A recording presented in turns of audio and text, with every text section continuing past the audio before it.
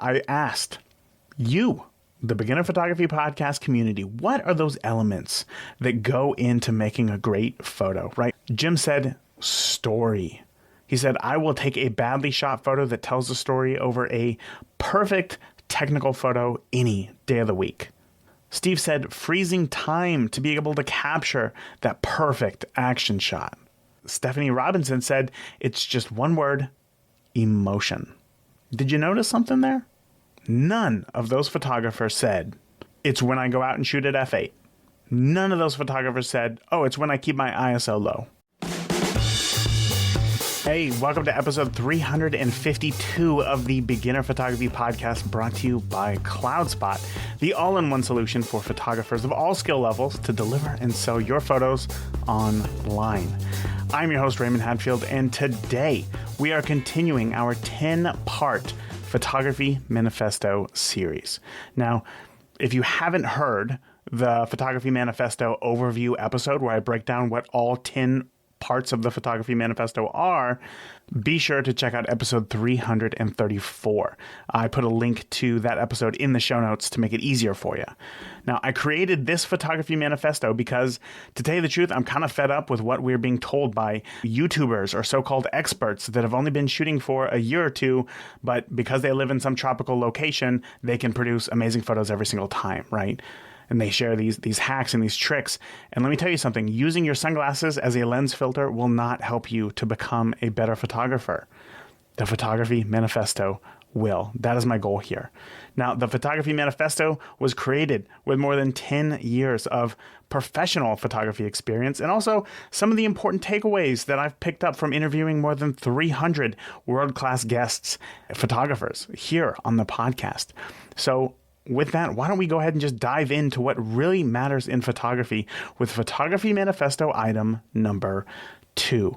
So Photography Manifesto rule number 1 is, the point of photography is to enrich the human experience. Now, rule number 2 is what we're going to be talking about today. To be a halfway decent photographer, you must dedicate all of your time to it. Now, I can hear the collective groans from so many of you right now from miles away, all over the world. When I recorded this, technically in the past from when you are hearing this, I can still hear it. And you're saying to yourself, Raymond, I have a job. Raymond, I have 2 jobs. Raymond, I have a family. Raymond, I have responsibilities. Raymond, I have a sick parent or a kid that I look after. I can't possibly dedicate all of my time to photography. Well, that is what it takes. But I don't want you to confuse my words to mean to be a halfway decent photographer, you must ignore all of your other responsibilities. I want to challenge you to think bigger than that. Now, I'm sure that you've heard this before, right? Maybe you take a photo and somebody says something super arrogant like, oh, wow, what kind of camera do you have? It takes great photos. We've all heard this. As photographers, we know that so much goes into a great photo, much more than just buying the most expensive camera and then pressing a button, hoping for the best. To dedicate all of your time to photography does not have to mean holding the camera to your eye 24 hours a day, being ready at a moment's notice, taking photos constantly. It is about thinking and seeing photographically in the gray areas, in the in-between moments, right? Dedicating all of your time to photography means paying attention photographically when you drive home in the evening, looking at the way that you can see the sunset through the trees, or maybe while you're out grocery shopping. Wow, look at all those repeating patterns there on the shelf. Maybe it's while you walk your dog. Oh, you see a squirrel running from this limb and you can tell that it's going to jump from one branch to another, and then you anticipate that moment where the squirrel is perfectly, jumping in the air in between those 2 branches. Dedicating all of your time to photography means intentionally paying attention in those in-between moments. Here's the thing. Depending on how new you are to photography, you may not understand all of these things yet. And if that's you, you're probably still learning the technical aspects of photography. What does this button do? What does this setting change? How come my photo is dark with these settings, but then with the same settings, it looks fine in these photos that I took earlier? And if that's you, you are in the weeds right now. You are trying to keep your head above water. You are just trying to make a photo that isn't too bright or too dark and is hopefully in focus. And I get it. I've been there. We've all been there. You're going to get past this point. But if that's where you're at right now, then what you need help with is camera settings. So again, if that's where you're at, you can head to perfectcamerasettings.com. I want you to grab my free camera settings guide, 10 popular types of photography with my personal and professional photos as examples, as well as the camera settings that I used so that you can have an idea as far as where to start with your camera settings. So again, if you want it, grab it. It's free, perfectcamerasettings.com. Again, perfectcamerasettings.com. But if that is you, if that is where you're at, trying to learn your camera settings, that is not photography. Photography is storytelling. What you are trying to do is learn how to use the tool that you will then later go on to tell stories with. Anybody who has gone through that struggle and has come out the other end, meaning you could walk into just about any lighting situation and be able to capture a base exposure, they will tell you that being able to do that, being able to capture a basic exposure, doesn't make a great photograph. What it makes is a document. But in that moment, that right there, when you realize that, oh, I'm able to go to the park and capture a basic exposure. It's not too bright. It's not too dark. I'm able to take some photos indoors and capture a basic exposure. It's not too bright. It's not too dark. I'm able to go to, I don't know, an amusement park with my family or, whatever, and be able to capture a basic exposure and not worry about, oh, is it going to be too dark? Do I have the right this? Do I have the right that?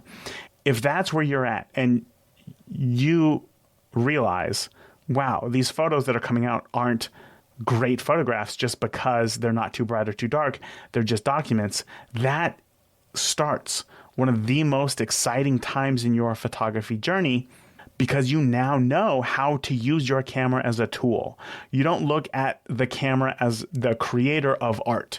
You look at the camera as a tool for you to be able to tell those stories, right? It's like when you have a hammer and everything looks like a nail. Meaning when you know that your camera, you can use it to tell stories rather than just create an exposure, you start looking at the world differently, more like how your camera would see it. So suddenly you're going to go out and you start exposing for highlights to maybe add some contrast and some drama to your images rather than just setting your light meter to the center, again, for what your camera thinks is quote unquote properly exposed. That's when you start playing around with your camera, taking a photo of your dog from down low and discovering, oh, wow, cool. It makes my dog look like a giant, right? Like a giant dog giant, Clifford. So rather than just carelessly taking photos of your kid's soccer game like you were doing before because, oh, I know what I'm doing now, I can get that proper exposure. Now you decide to just wait an extra 2 seconds until your child decides to go in and actually kick the ball. Running doesn't look particularly exciting, I gotta say. But when they kick the ball, wow. So suddenly, you realize, oh, you're getting more keepers than ever before. And it's not just because your settings look good.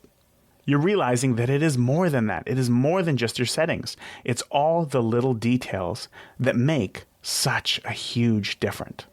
It is the composition. It is the moment. It is getting creative with how you see the world based on how your camera sees light. But here's the thing. You're not going to get any of that until you start to pay attention. So here's what I did. I asked you, the Beginner Photography Podcast community, what are those elements that go into making a great photo, right? What are the elements? What are the ingredients? Jim said, story. He said, I will take a badly shot photo that tells a story over a perfect technical photo any day of the week. Steve said, freezing time to be able to capture that perfect action shot. Now, this month's Community Spotlight interview guest, Stephanie Robinson, said, it's just one word, emotion. Adam said, it's the interaction with your subject. There's something about it that brings an extra layer of calmness and enjoyment that reminds me why I love taking photos. And Jessica shared a photo of a bubble on her counter that she found after she had finished washing the dishes. And then she said, sometimes it's just looking at something mundane with a different perspective. Did you notice something there? None of those photographers said, it's when I go out and shoot at f8. None of those photographers said, oh, it's when I keep my ISO low. None of those photographers said, it's when I keep my shutter speed above 1/125th of a second. It's because they know that the truth is, to be a decent photographer, you need to dedicate all of your time to photography, but you don't need a camera in your hand to dedicate time to photography. Growing up, I want to tell you a story here real quick. Growing up, I would get car sick pretty easily. I was so much fun to go on road trips with, right? And in fact, I still do get pretty car sick, but over time, I have developed tools to lessen my chances of getting car sick. And one of those tools that I developed was just to stare out of the front window all the way at the horizon, right? And while my stepsister was just blissfully reading away at her Teen Bop magazine and obsessively writing every Backstreet Boy's name onto her notebook with hearts all over and over again, I couldn't take my eyes off the road. Plus, everybody knows that NSYNC was the far superior boy band, right? Well, anyway, we went on many car trips growing up. We went to mountains, we went to lakes, we went to beaches, we went to, I don't know, unique locations, whatever.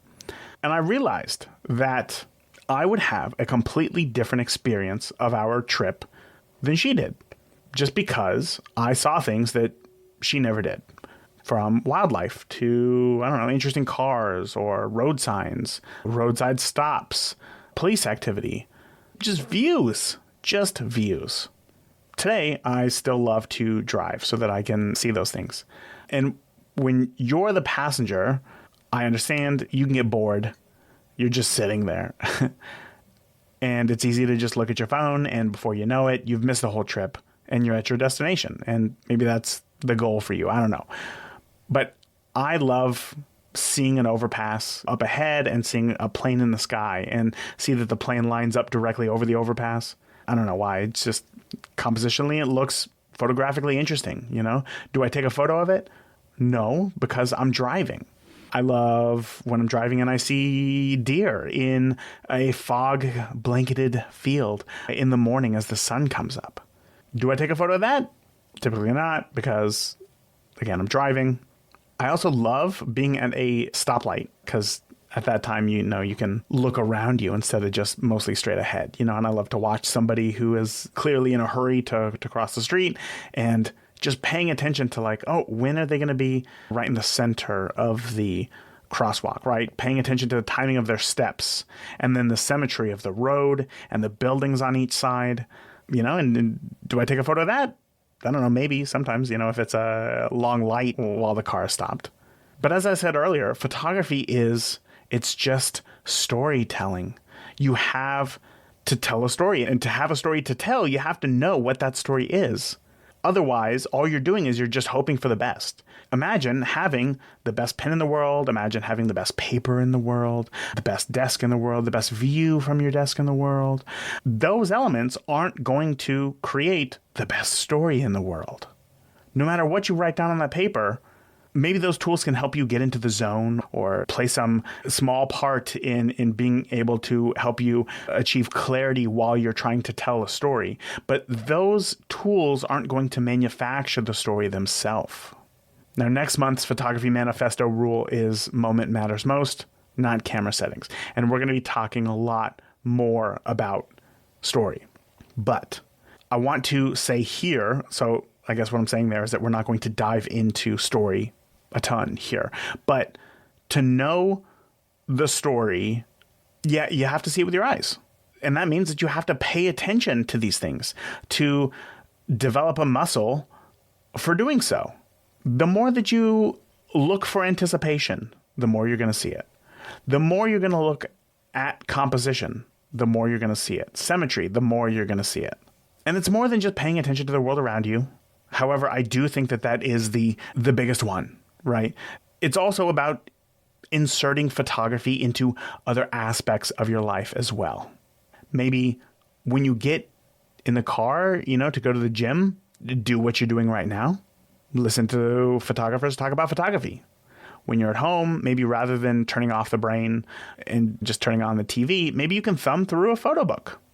I mean, do you know how much effort it takes mental energy that goes into designing, publishing, and sharing a photo book.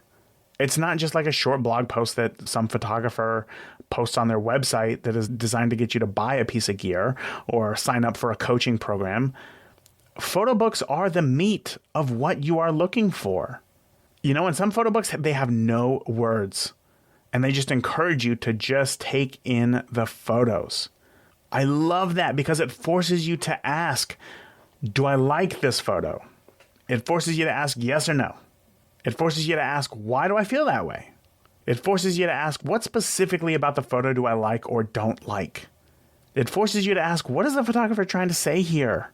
It forces you to figure out how could they have more effectively done that? How could they more effectively said what they're trying to say with this photo? And it forces you to ask, if I were trying to tell this story, how would I have taken this photo? Photo books engage you mentally in the process of photo making. Many times I have gone out to shoot and I thought I did a great job until I got home and I look at the photos on my computer. And then I realize, how did I not see a trash can right in the middle of the frame? Or I was shooting into the light wrong. Or, maybe it just wasn't an interesting photo. I don't know. But sometimes you have to be removed from the image creation portion of the process to be able to build new pathways in how you would approach photography and photographing a subject. And to me, if you're not going to be shooting, it means that you have to fill the gray areas with photography related stuff. But know this, not all photography related stuff is equal. Meaning just because it has something to do with photography does not mean that it's necessarily going to be beneficial. And in fact, it can be harmful. Now, the most productive thing that you can do as a photographer to get better at photography is shoot. There's no doubt about it. What do I say? The more that you shoot today, the better of a photographer you will be tomorrow. That is the most productive thing you could do to be a better photographer. The second most productive thing you could do to be a better photographer is just simply paying attention to the world photographically. Again, paying attention to light, paying attention to composition, paying attention to symmetry, paying attention to timing. The third is just to look at photo books and to critique images that you see all around you. Right? Look at the photo books, critique those images. Look on social media, whatever, critique those images. Maybe not out loud to that person, but it's asking yourself those questions that I brought up earlier. Do you like this photo? Yes or no? Why do you feel that way? What is it specifically about the photo that you do or don't like? And so forth. What are they trying to say here? How would I take this photo if I was trying to tell this same story? Now, the fourth, it's doing exactly what you're doing right now and listening to conversations with photographers.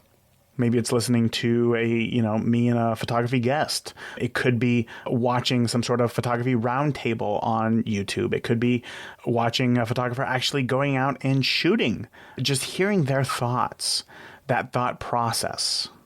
So whether it's a conversation with multiple photographers or just a conversation that the photographer is having with you. But a distant, and I mean a distant fifth.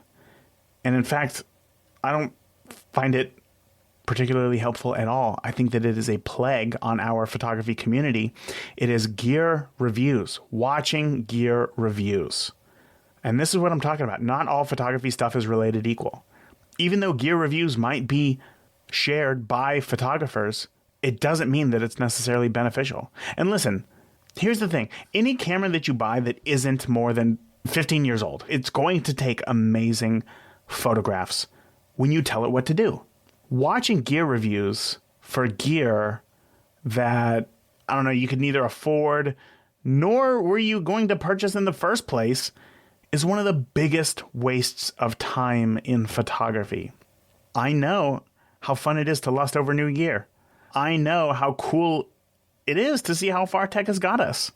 I still to this day shoot with an X Pro 2, Fuji X Pro 2. When the X Pro 3 came out, you better believe I wanted it. I lusted after it. I watched all those videos of photographers shooting with it. But it's not helpful. Well, okay, hold on. Let me put an asterisk on that statement because actually gear reviews, they can be useful when you know what you need in photography and you know what your current camera is missing. And here's the kicker. And you're ready to invest in a new camera or lens or piece of gear. If you have a camera and it is not broken and you're not actively looking to purchase a new camera at the moment, and you're watching gear reviews, congratulations. You are waffling away your time of doing anything productive in photography. If you're not in the market for a new camera, who cares how many frames per second the new Sony or Canon or whatever shoots? If you've been shooting for less than a year, why are you watching the third review video on a wide-angle full-frame lens that somebody said has a mild vignette? By the time you're actually in the market for such a lens, a new version is going to be out, and then you're going to have to do research on that. Learning about what camera system has the best autofocus while your camera sits on a shelf is not going to help you on your journey to becoming a better photographer. It's not. Full stop. Shooting well. Even if it's just the dew on the grass outside in the morning. Looking at how the light from your lamp in the living room casts a rather hard light on your dog while they're sleeping under it. That will. Reading photo books will. Questioning your own photos and the photos of others will. Watching to see what camera overheats after it's been under a heat lamp will not. So hopefully you can now see that you don't need to have a camera glued to your face 24 hours a day to dedicate all of your time to photography. Photography, storytelling, the creative process is often more mental than it is physical.